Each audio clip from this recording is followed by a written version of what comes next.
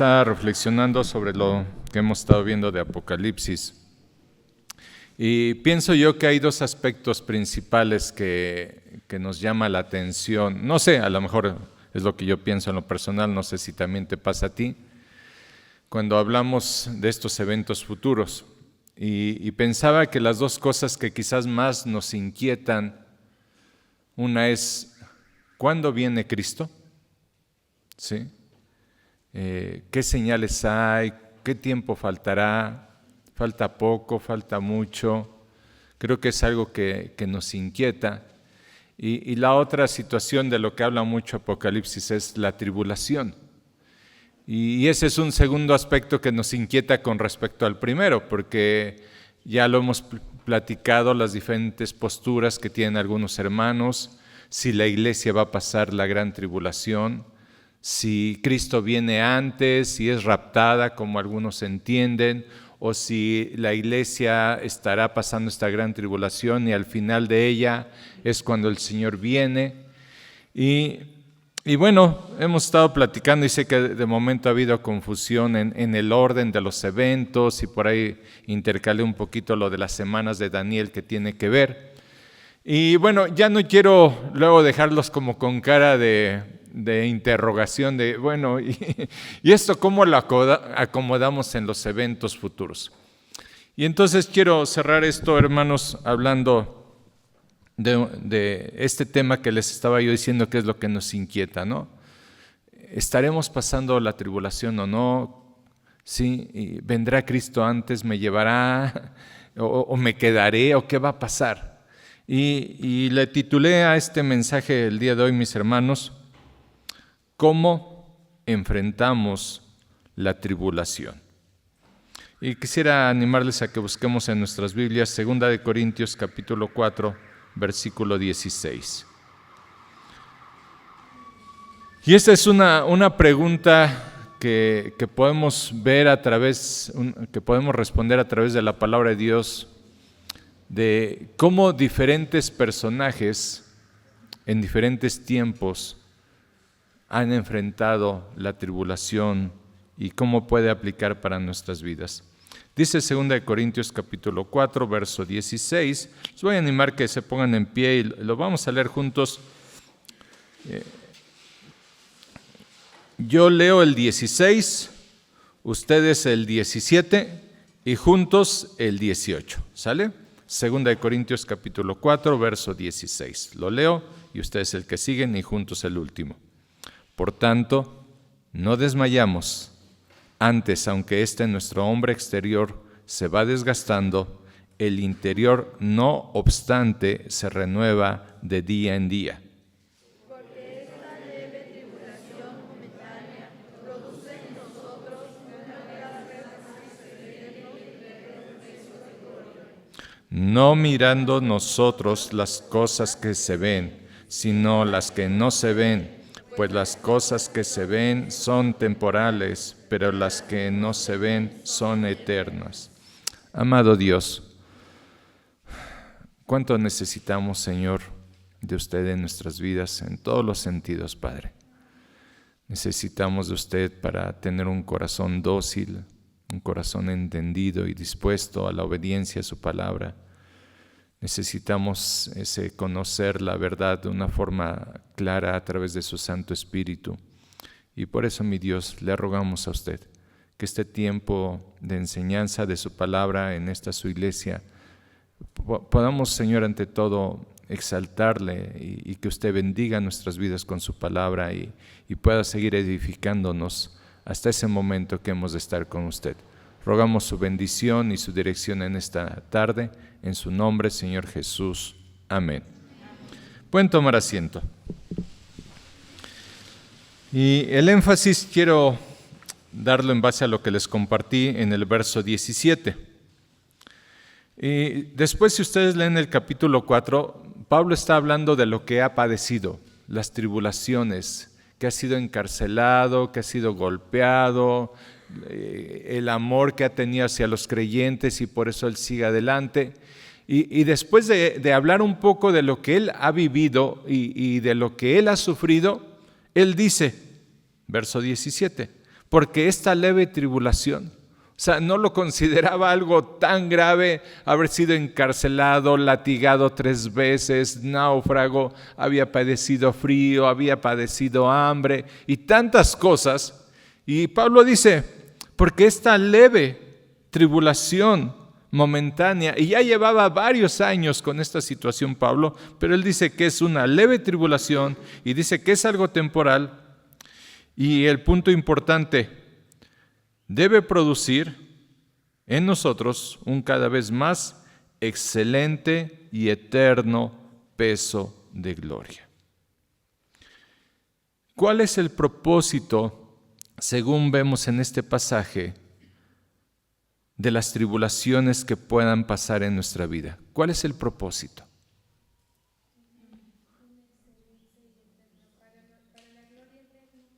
¿Sí? Y me pregunté yo, dice ahí que debemos tener un excelente y eterno peso de gloria. ¿Qué será eso? Un peso de gloria. ¿Sí? ¿Es una moneda? ¿Sí? Por las tribulaciones te dan un peso, en vez de darte $1 te dan un peso de gloria. ¿Qué significa esto? ¿Sí? Dice 1 Pedro en el capítulo 1 que nuestra fe es probada como se prueba el oro y sale más preciosa que el oro cuando el Señor la refina. Entonces, ese eterno peso de gloria, mis hermanos, y lo va a decir un poquito más adelante, no mirando nosotros las cosas que se ven, sino las que no se ven, está hablando de la vida de fe. Entonces, ese eterno peso de gloria es una fe refinada que confía en Dios, que exalta a Dios. Esa fe plena en el Señor exalta a nuestro Dios. Y ahora aquí algo importante. Pablo está diciendo el Espíritu Santo está diciendo a través de Pablo, que lo escribió, que la tribulación debe producir algo excelente en nuestra vida. Y me hice esta pregunta, ¿siempre pasa así con la tribulación en la vida del ser humano, que produce cosas bellas, cosas gloriosas para nuestro Dios, un carácter más firme, una fe más convencida de lo que tenemos en Cristo? Y yo te hago la pregunta, y me lo preguntaba para mí, ¿cómo reaccionas tú ante las tribulaciones? ¿Cuál es tu actuar?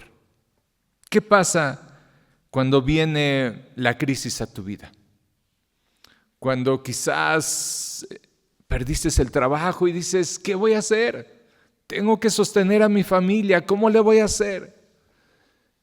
¿Qué pasa cuando viene un diagnóstico complicado y vas a los doctores y no encuentras cura y se agrava la situación? ¿Qué haces ante esa tribulación? Sí. Platicamos con mi esposita y decíamos, pues gracias a Dios porque ya les llegó la cita a Henry ellos, pero de momento pensamos en otra familia, otros familiares que están desde diciembre y decíamos, ¿cómo se van a poner cuando sepan? Porque les da como más angustia de que otros se van y preguntábamos, ¿no? de esta familia que también han venido aquí, pero que están desde diciembre. ¿Cómo enfrentan el que no me llega la cita? ¿Sí? ¿Cómo enfrentas las dificultades en tu hogar? Y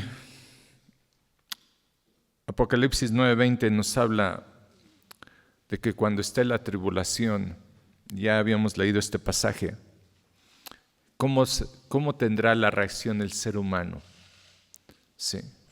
Y quiero contrastar lo que me parece ver, son 2 posturas de cómo enfrentamos la tribulación, la prueba, la carencia, la enfermedad, la crisis, los problemas en el hogar.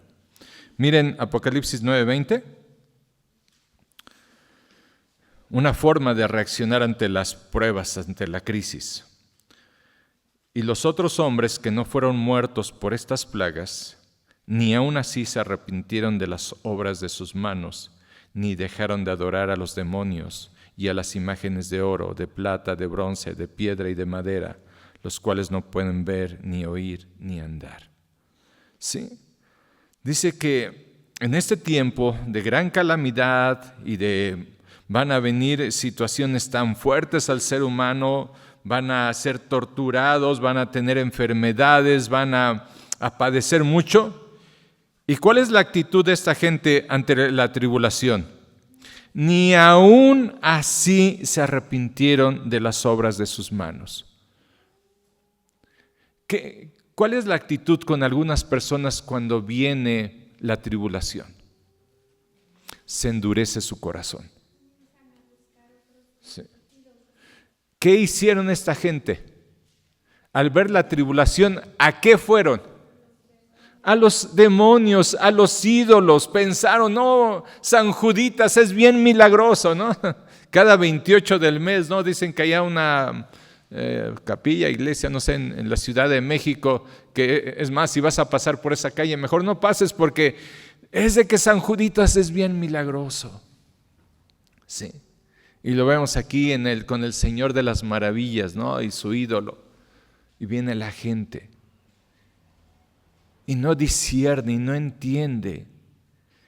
Pero aparte, fíjense bien algo que fue importante. No se arrepintieron y buscaron sus ídolos. ¿Por qué buscan sus ídolos? Porque sus ídolos no les piden un cambio de vida. Porque sus ídolos no tienen ética ni principios, ni le dicen, hey, no te emborraches, hey, no engañes a tu esposa, hey. Sí. Ya lo que hemos dicho aquí el 12 de diciembre. Se van a ver su ídolo, su pintura, y regresan. Y ahora sí, me voy a emborrachar bien a gusto. Ya pagué mis mandas. ¿Mantas? ¿Cómo se dice? ¿Cuál? Mandas. Porque las mantas son otra cosa, ¿verdad? Sí. ¿Y por qué vive así la gente que adora a los ídolos? Porque no tienen un Dios santo que le hemos entonado, que Él es santo y pide santidad en nuestra vida. Entonces, ¿qué hace la gente ante las tribulaciones y qué va a hacer esta gente? Se va a endurecer, no se va a arrepentir y seguirá buscando sus ídolos. Apocalipsis 16, Apocalipsis 16, verso 9. Y se repite esa situación. Y los hombres se quemaron con el gran calor y blasfemaron el nombre de Dios que tiene poder sobre estas plagas y no se arrepintieron para darle gloria. El quinto ángel derramó su copa sobre el trono de la bestia y su reino se cubrió de tinieblas y se mordían de dolor sus lenguas y blasfemaron contra el Dios del cielo por sus dolores y por sus úlceras y no se arrepintieron de sus obras. ¿Sí? ¿Qué tipo de personas que pueden tener úlceras, pueden tener grandes dolores, dice que su lengua y se mordían de dolor sus lenguas? Yo no sé esa experiencia si algún día a alguien le ha pasado morderse su lengua por el dolor. O sea, supongo yo que ha de ser un extremo, un dolor tan extremo que será una forma de mitigar o no sé. Pero esta gente dice, y no se arrepintieron, ¿y qué más? Y blasfemaron el nombre de Dios. Ante las pruebas hay gente que se enoja contra Dios. ¿Y a quién culpa por las calamidades que vienen a sus vidas? A Dios. Fue interesante esta semana, fui a México y estuve ahí con el señor Natán, una persona que nos da trabajo, y de momento ya me iba yo y me dice, oiga, a ver, usted sabe, sí, ¿Dios pone y quita presidentes? Le digo, sí. ¿Pero por qué nos puso este cuate? Dice, mira el país cómo está. ¿Por qué existe el mal? A ver, dígame usted. ¿Sí? Es un señor judío de 70 años, yo creo, 70 años. Y dice, ¿y es de que quién sabe qué? Hablando del presidente que pasó. Dice, bueno, ya me dijo el rabino que no me exprese yo así de él. Pero es de que mira lo que ha hecho. ¿Y por qué está así el país? ¿Y por qué la maldad? Y era lo que íbamos platicando con Henry en el camino. ¿Por qué la maldad? ¿Por qué un borracho maneja y mata a un niño inocente? Porque estamos en un mundo caído y el ser humano decide sobre su conducta y peca, y el pecado de unos afecta y daña la vida de otros, y estamos en un mundo caído. ¿Sí? ¿Y qué hacemos ante los hechos de otros y ante nuestros propios hechos? ¿Sí? Nos enojamos contra Dios. Nos enojamos contra Dios. Miren, bien interesante este verso. Proverbios 19:3.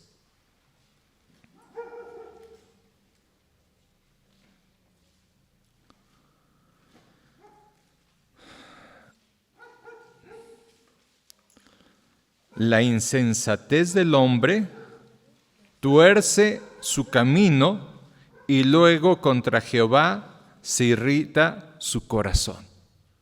¿Sí? Y me gustó mucho en la versión NTV, se los leo así, solamente escúchenlo.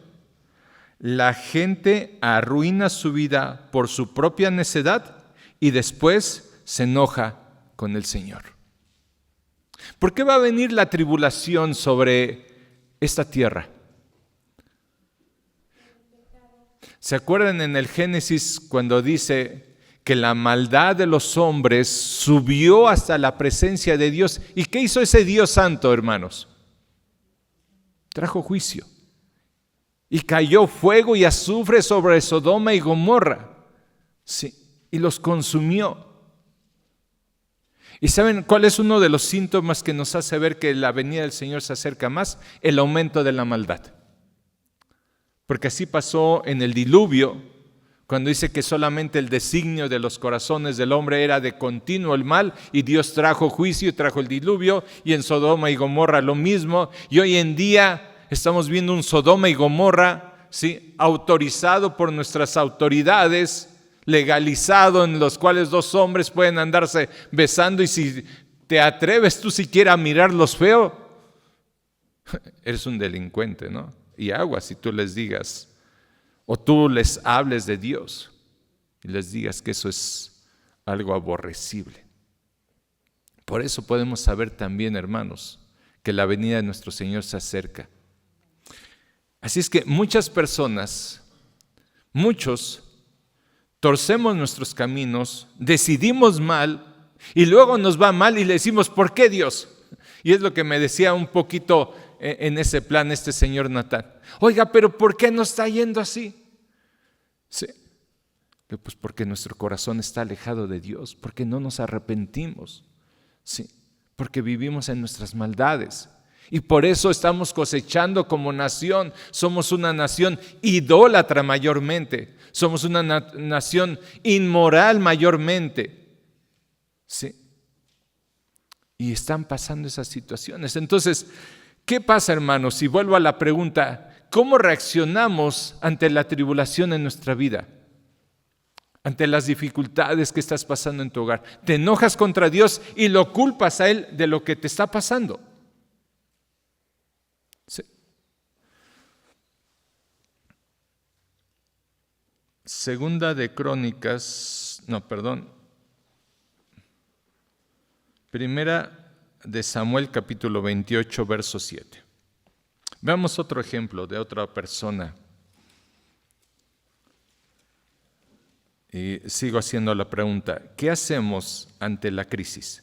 ¿Qué hacemos ante la tribulación? Primera de Samuel 28, 7. Este hombre fue ungido por Dios. De parte de Dios mandó a Samuel a ungirlo como rey. Y tuvo mucha bendición, lo puso como rey en su pueblo, fue el primer rey de Israel. Pero miren su conducta, y ya conocemos un poco su historia, y leemos este verso. Entonces, como contexto, Dios le dice a Saúl: te he desechado porque no me has honrado, no me has obedecido. Y ante la crisis, miren lo que hizo Saúl. Entonces Saúl dijo a sus criados: buscadme a una mujer que tenga espíritu de adivinación, para que yo vaya a ella y por medio de ella pregunte. Y sus criados le respondieron: he aquí una mujer en Endor que tiene espíritu de adivinación. ¿Qué hizo Saúl ante la crisis? Sí. ¿Por qué no se humilló Saúl? Sí, ya lo hemos dicho. ¿Cuál fue más terrible, el pecado de Saúl o el pecado de David? Sí. Y bueno, en nuestra apariencia o nuestro juicio, yo mismo diría, pues fue más terrible lo que hizo David. Pero ¿qué hizo Saúl ante la crisis? Sí. A veces he escuchado, ¿no?, de algunas personas que han dicho: bueno, es de que se enfermó mi niña y la llevé a que le dieran una limpia, ¿no? Sí. O fui con tal porque quería saber qué me iba a suceder, ¿no? Si me voy a casar o no me voy a casar. Por ahí conocí a una persona que hizo eso para saber si en el futuro le deparaba un esposo o no. ¿Qué hacemos ante las pruebas en nuestra vida? ¿Consultamos a este tipo de gente? ¿Consultamos al vecino y le decimos: oye, ¿qué hago? Mira, me está pasando esto, tengo dificultades en mi matrimonio. Oye, aconséjame, ¿qué hago? ¿Qué hacemos ante la crisis? ¿Qué hacemos ante la prueba?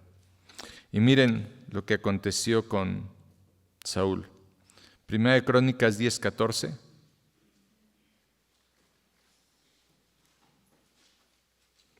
Y es fuerte, muy fuerte.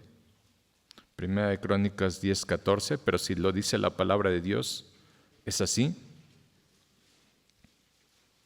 Hablando de Saúl: y no consultó a Jehová. Por esta causa, Dios se aira de que los que tendrían que buscarle y consultarle y pedirle ayuda, en vez de eso, se pongan a consultar la cuija. ¿Qué hizo Dios? Por esta causa lo mató y traspasó el reino a David, hijo de Isaí. Sí. Entonces, otra vez, hermano, hermana, ¿qué haces en las crisis de tu vida, en la tribulación? Sí.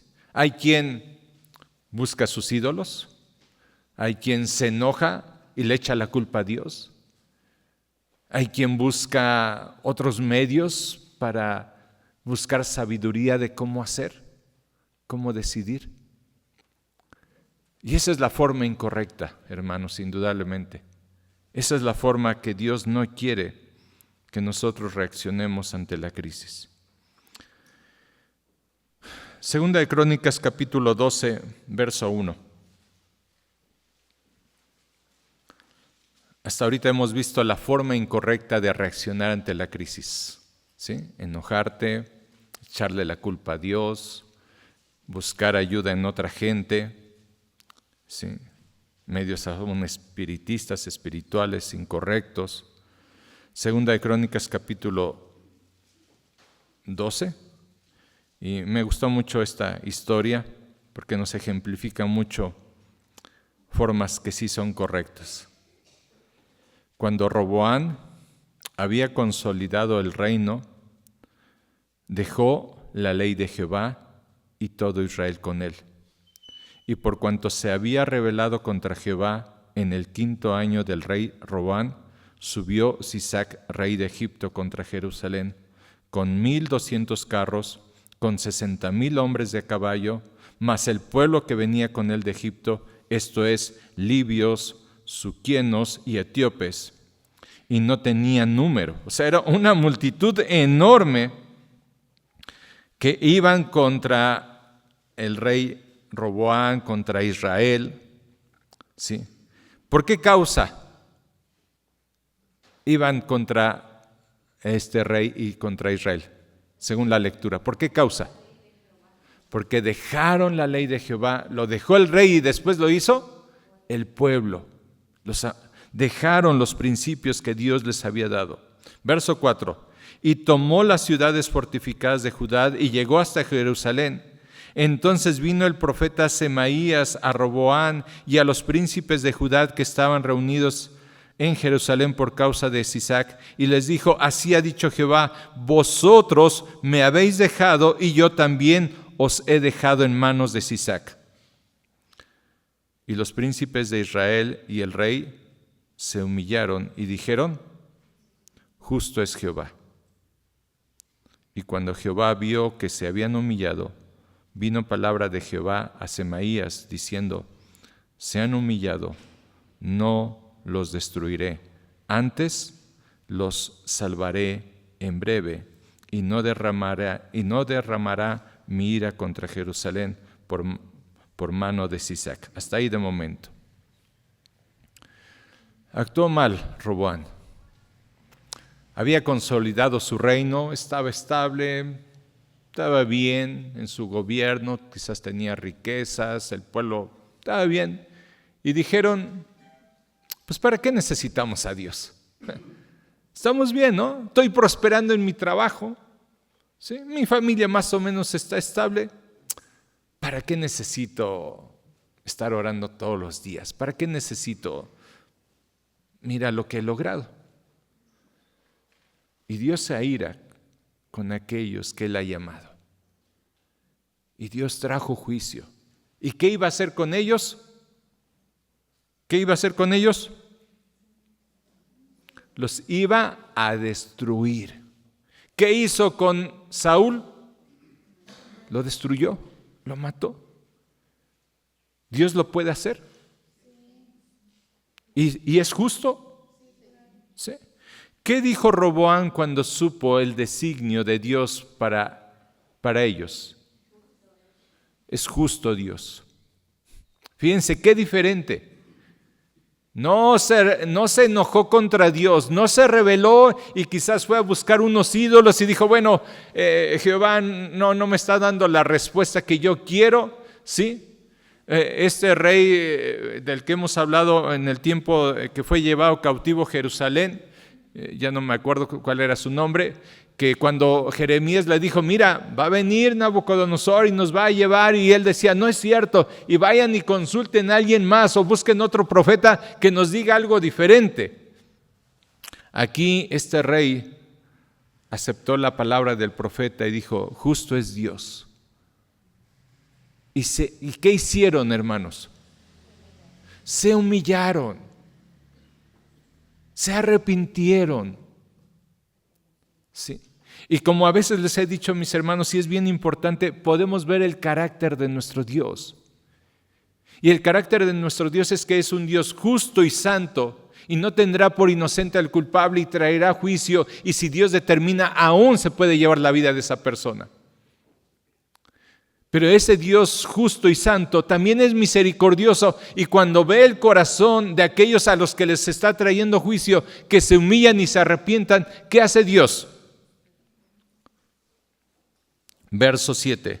Y cuando Jehová vio que se habían humillado, porque Él conoce el corazón humano, vino palabra de Jehová a Semaías diciendo: se han humillado, no los destruiré, antes los salvaré en breve, y no se derramará mi ira contra Jerusalén por medio de Sisac. Era la ira de Dios la que se iba a derramar. Sí, así como será en la gran tribulación, es la ira de Dios. ¿Y por qué Dios no detendrá su ira en ese tiempo? Porque el ser humano se va a endurecer, se va a enojar, va a blasfemar el nombre de Dios.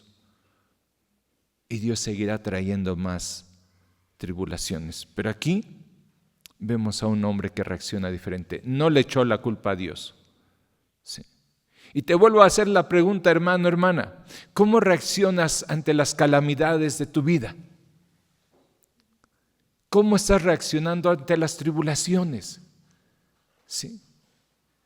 ¿Qué está aconteciendo en tu corazón? ¿Se está humillando o se está endureciendo? ¿Qué está pasando?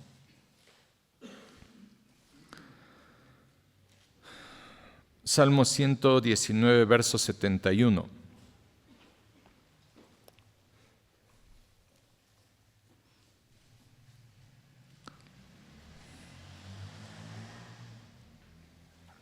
¿Quién escribió el Salmo 119? ¿Quién lo escribió? Pues sí, yo no fui. ¿Quién lo escribió? ¿Quién? No, Moisés. Salmo 119, verso 71. ¿Cuál fue uno de los títulos de Moisés o el título que más se le conoció a Moisés? ¿El hombre más qué? Más manso sobre la tierra. Ese es un título que Dios le dio. Y miren lo que dijo este hombre manso, que dirigió a un montón de gente y venían y le gritaban y le quisieron hacer golpe de estado y murmuraban contra él. Y miren lo que dice Moisés. Bueno me es haber sido humillado para que aprenda tus estatutos. Sí. Entonces regresamos otra vez a lo que nos dice 2 de Corintios, que esta tribulación en el Hijo de Dios debe producir un excelente y eterno peso de gloria, un carácter moldeado, un carácter que se parece más al Señor Jesucristo, una fe refinada que está confiando en Dios y que aunque quizás viene la tribulación, viene la prueba, como Job dijo, aunque Dios me matare, seguiré confiando en Él. Esa fue una fe refinada, la de la vida de Job. ¿Sí? Entonces, ¿qué haces si tu matrimonio no está funcionando bien? ¿Te enojas? ¡Ay, Señor, la mujer que me diste! Si era mejor la otra. ¿Sí? ¡Ay, Señor, mira qué tipo de hijos me diste! ¿Por qué no me los diste como los de...? No, hermanos. El hombre tuerce sus caminos y luego se enoja contra Dios. La familia que tienes, tú has trabajado para tener esa familia. La vida que tú estás teniendo, tus actos te han llevado a tener lo que tú tienes hoy en día. Sí. Y si ha habido situaciones que han venido por causa de nuestro pecado, hermanos, hermano, humillémonos y pidámosle a Dios misericordia y digámosle, Señor, ayúdame. Sí. No te enojes contra Dios. Cuando esta primer pareja de hermanos de la creación se presentan delante de Dios, llega el primogénito y ofrece sus legumbres, y viene el segundo y ofrece lo mejor de sus corderitos, así dice el pasaje. Y entonces Dios miró al primogénito y dijo, ay, pero miró su corazón y no se agradó. Y porque no se agradó de lo que él había presentado, me gustaba, estaba leyéndolo en la mañana, vamos más bien se los voy a leer en otra versión, porque me gustó en esta otra versión, lo que pasa con Caín, ¿sí? Después de que presentan los dos sus ofrendas, miren lo que dice en la NTV, dice así: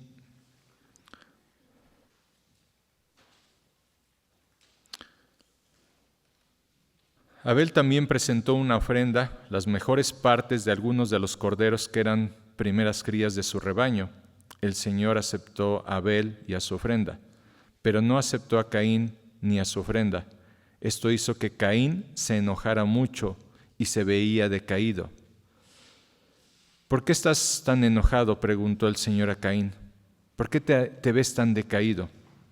Serás aceptado si haces lo correcto. Pero si te niegas a hacer lo correcto, entonces ten cuidado, el pecado está a la puerta, al acecho y ansioso por controlarte, pero tú debes dominarlo y ser su amo del pecado. ¿Qué pasó cuando no se sintió acepto delante de Dios? ¿Cuál fue la reacción? Se enojó. ¿Sí? ¿Y qué hizo en ese enojo? ¿Cómo transfirió ese enojo? Mató a su hermano. ¿Sí? El coraje que tenía en su corazón contra Dios, porque Dios no lo había visto acepto, le dio un coraje, le dio una envidia y mató a su hermano. ¿Cómo reaccionas ante lo que Dios te está mostrando? ¿Sí? ¿Cómo reaccionamos? Y tengamos cuidado, hermanos, porque Dios, si después, ya saben la historia, Dios le pone juicio y todavía le dice, Caín, ¿qué hiciste? ¿No? Y todavía Caín de una forma altanera, ¿acaso soy yo el guarda de mi hermano? ¿Por qué me estás pidiendo a mí cuentas de la vida de mi hermano? Y él sabía lo que había hecho. Y en vez de haberse humillado, si Caín se hubiera humillado y le hubiera pedido perdón a Dios, ¿Dios hubiera perdonado a Caín? Claro que sí, porque vemos el carácter de nuestro Dios, que cuando ve un corazón humillado, Él perdona. Sí, Él perdona. Ese es el carácter de nuestro Dios y nos lo muestra en su palabra vez tras vez cuando el ser humano se humilla y genuinamente lo hace, Dios perdona. Pero estos no lo hicieron. Y la gente de la gran tribulación no lo va a hacer. ¿Sí? Y yo estaba pensando, ¿no? Si vamos a estar en la gran tribulación, si Dios permite, y como algunos creen, si pase la iglesia por la gran tribulación y estemos leyendo algunos, no sé si nos sigamos reuniendo o no, y leamos de momento 2 Corintios capítulo 4 y lleguemos al pasaje cuando Dios nos diga, Ricardo, esta leve tribulación momentánea debe producir en ti una vida mejor espiritual. Y yo esté en la gran tribulación y diga, Dios, ¿cuál leve tribulación? Estaba pensando eso, ¿no? Interesante que estemos en la gran tribulación y leamos ese verso y digamos, Dios, ese verso ya no aplica para este tiempo, Dios. No, ya estamos en la gran tribulación, ya no podemos decir que es leve tribulación. Y regresaba otra vez al pensar en este personaje que me encanta en su conducta, en su vida, Daniel. Y saben que Daniel pasó esa gran tribulación cuando sabemos que él era un hombre que dice que 3 veces al día abría sus ventanas y oraba hacia donde estaba el templo de Jerusalén. Y era un hombre de comunión íntima con Dios, siempre, siempre. Viene la gran tribulación y le dicen, Daniel, si lo sigues haciendo, te van a echar al foso de los leones. ¿Y qué hizo Daniel? ¿Era tribulación grande o no el saber que lo iban a echar al foso de los leones si él seguía orando a Dios? Sí. Y ese va a ser el punto en la gran tribulación. Los que sean fieles a Dios, posiblemente muchos van a morir. Y Daniel ya tuvo esa prueba. Pero tuvo esa prueba y él, antes de llegar a esa prueba, ya estaba preparado. No fue diferente su vida. En algunos nos pasa que no estamos buscando de Dios y te dicen, oye, tienes 1 mes de vida, te vas a morir. Y entonces dices, no, pues voy a ir a orar ya. Ahora sí ya voy a ir a orar. No, pues me voy a poner en paz con mis familiares, ¿no? Y bueno, buscamos a Dios y lo hizo Roboam. Se alejó de Dios, lo dejó. Y cuando Dios le trajo el juicio y la gran tribulación, se arrepintió y buscó a Dios y se arrepintió y está bien. Pero mucho mejor que la conducta de Roboam, ¿saben cuál es? La de Daniel. Porque él tenía la misma conducta antes de la tribulación que en la tribulación. Y eso es, hermanos, algo extraordinario. Ser tan fieles a Dios como cuando venga la prueba, antes de la prueba. Tener esa misma conducta y fidelidad a nuestro Dios. Y miren, vamos por último, al libro de Daniel. Y estaba yo pensando, ¿no? Y me surgió la pregunta, ¿y cómo acabó la vida de Daniel? ¿Sí?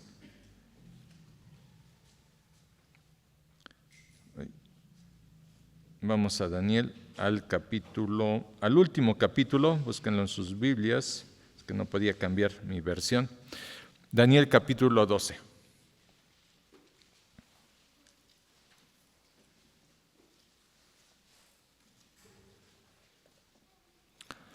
Y dice así, verso 1, es lo último que se narra en este libro hermoso de la vida de un Dios que manifiesta su poder, que cambia a los reyes, cambió el corazón de Nabucodonosor. Vimos hombres fieles como sus amigos de Daniel, como Daniel. Dios le muestra las cosas que van a pasar a este hombre amado.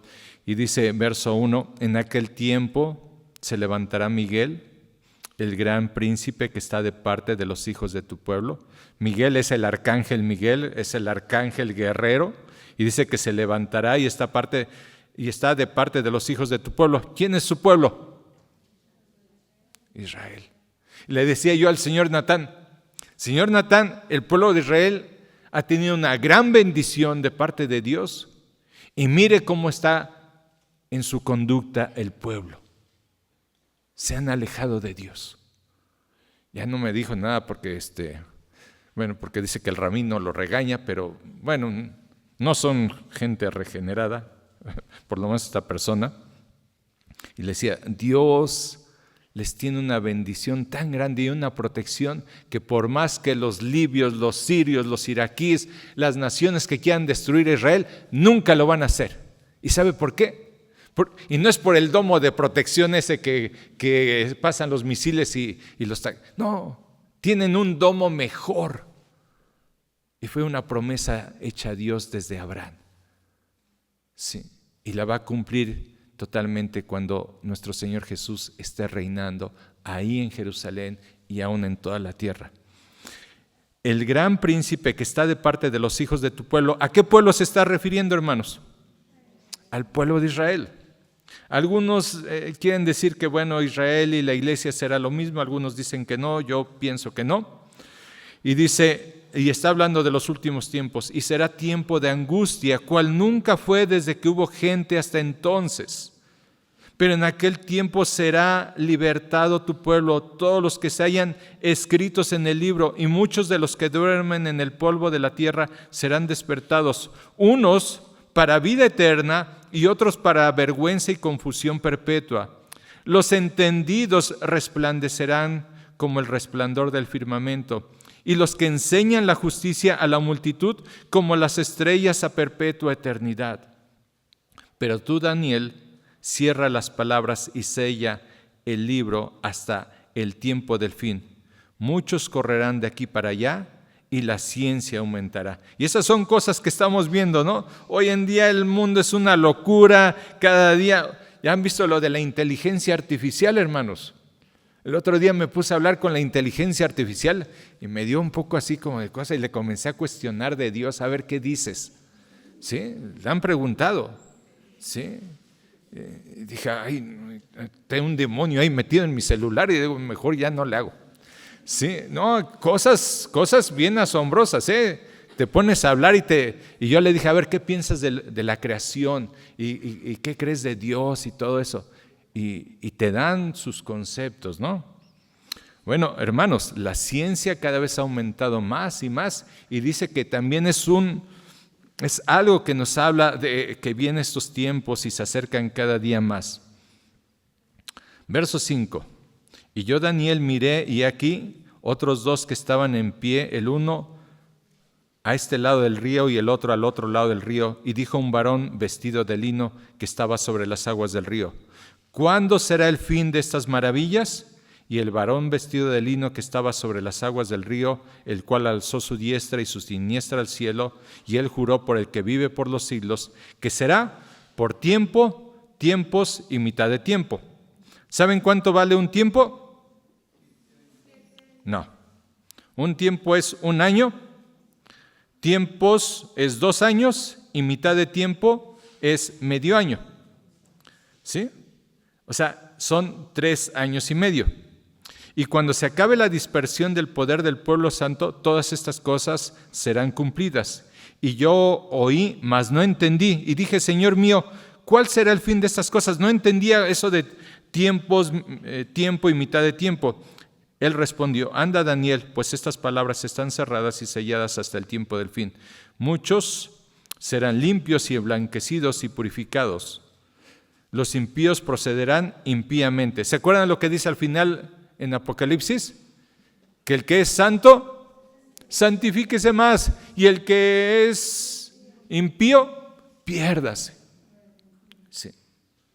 ¿Cómo reacciona un impío ante la tribulación y cómo reacciona el santo ante la tribulación? Y ninguno de los impíos entenderá, pero los entendidos comprenderán.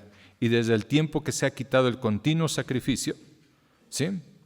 De eso es lo que habló nuestro Señor Jesús ahí en Mateo, y desde el tiempo que se ha quitado el continuo sacrificio hasta la abominación desoladora, habrá 1290 días. Y eso es 3 años y medio judíos. Bienaventurado el que espere y llegue a los 1335 días, y tú irás hasta el fin y reposarás y te levantarás para recibir tu heredad al fin de los días. Es algo ineludible, hermanos, que vendrán esos tiempos. Y el temor para muchos es, Señor, ¿cómo podría yo enfrentar una gran tribulación si estoy enfrentando mis tribulaciones ahora de esta forma? Y, hermanos, ¿podemos enojarnos contra Dios por lo que nos está pasando? Podemos echarle la culpa a Dios. Podemos consultar miles de cosas que no son Dios. Y esa es una forma de reaccionar ante ello. Otra es reconocer que Dios es justo en lo que Él nos está mandando a nuestras vidas, humillarnos y arrepentirnos. Pero aún hay una forma más excelente, hermanos, y es no esperar la tribulación para tener un corazón humillado delante de Dios y buscar al Señor cada día. Sí. Y yo quiero animarte, si aún tú estás experimentando tribulación en este tiempo, humilla tu corazón. Espera en Dios. No te enojes. Deja que el Señor actúe. Y si aún, gracias a Dios, no estés pasando una tribulación, toma el ejemplo de Daniel. Persevera, sé constante. Pensaba yo, y he estado orando por familias de la iglesia, por pruebas que tienen, por hijos en rebeldías, por matrimonios con complicaciones. Y pensaba yo, cuando oro por mis hijos, Dios, ¿estaría orando por mis hijos si yo los viera en rebeldía más de lo que estoy haciendo hoy en día? Y pensé, creo que no. Creo que sería de la misma forma intensa que estoy orando por ellos hoy en día, para que no lleguen a esa condición. Entonces, ¿por qué tenemos que esperar una crisis para ahora sí clamar con todo nuestro corazón? ¿Y por qué no oramos ahora para que Dios en su bondad nos libre de esa crisis? Y si llegara la crisis, estemos firmes, y como Daniel lo hizo, cuando él supo el edicto del rey, le dijeron, si tú sigues orando y pidiéndole a Dios, vas a irte al foso de los leones. Y dice que Daniel, como acostumbraba, llegó a su habitación y siguió siendo fiel a Dios. Sí. Entonces, te pregunto, hermano, hermana, ¿estás en una prueba, en una tribulación, en una crisis en tu vida? ¿Cómo estás reaccionando? ¿No lo estás pasando? ¿Cómo quieres estar si aún Dios nos permitiera la gran tribulación? Aún las pruebas que puedan venir en nuestra vida. ¿Sí? ¿Cómo está tu corazón? la tribulación está produciendo en tu vida un cada vez más eterno y excelente peso de gloria?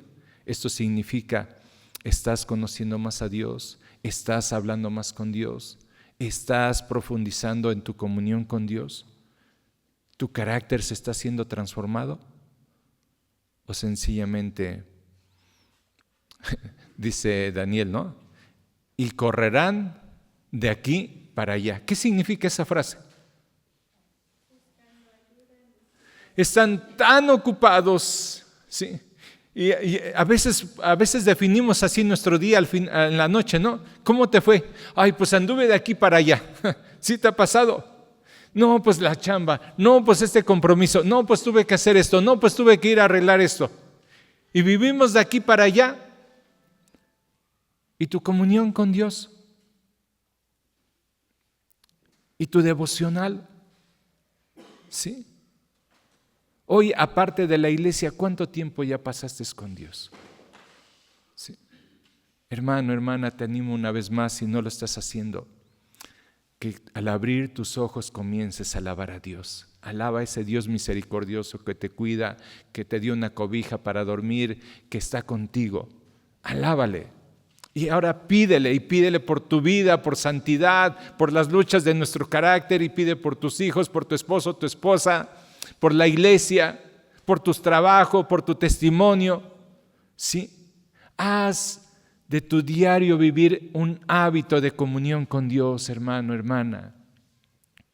Y si Dios nos permite la tribulación, ¿sí? Estarás como Daniel, más firme, y seguirás abriendo tus ventanas y buscando a Dios como lo has estado haciendo. ¿Sí? Pero si aún fueras como Roboam, que te alejaste de Dios, mira el carácter de un Dios misericordioso que dice: veo tu corazón humillado y te he perdonado y no te voy a traer el mal que había determinado. Yo no sé a veces de cuántas cosas quizás Dios nos ha librado por un corazón humillado y que nos hemos arrepentido. Y de cuántas cosas nos han pasado porque no nos hemos humillado y arrepentido. ¿Sí? Así es que, hermano, hermana, ¿de cuál de las dos formas y conducta de la gente quieres tú tener en tu vida? Vamos a orar un momento.